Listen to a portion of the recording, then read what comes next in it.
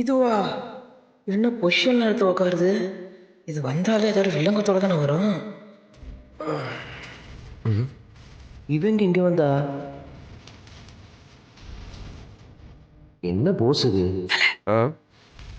பார்த்ததுல நீங்க கொண்டு போய் பராதல பார்த்து இருந்துக்கோ. பார்த்துக்கலாம். இந்த தயா போன வாட்டி சொன்னா பாத்தியா? இன்னமும் பொசிஷன் மாறாம உட்காந்துருக்காளே.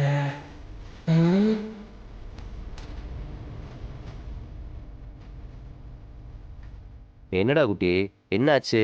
ஏன் இந்த நேரத்துல வந்து உட்காந்துருக்கீங்க? வீட்டுல உன்னை தேட மாட்டாங்களா? அதெல்லாம் தேட மாட்டாங்க.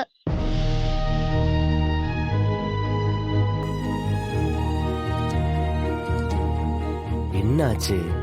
முகம் ரொம்ப சீரியஸா இருக்கு. உங்ககிட்ட யாரும் வம்பு வளர்த்தாங்களா என்ன? நீ தானே எப்பவும் வழக்கமா எல்லாத்திட்டையும் வம்பு வளர்ப்ப. ரவுடி, நான் ரொம்ப ஃபீலோட வந்து உட்கார்ந்துருக்கேன். எனக்கு ஏதாவது ஆறுதல் சொல்வேன்னு பார்த்தா நீயும் என்ன திட்ட மாதிரியே பேசுற. சேச்சே, திட்டவெல்லாம் இல்ல. சரி சொல்லு, என்ன பிரச்சனை?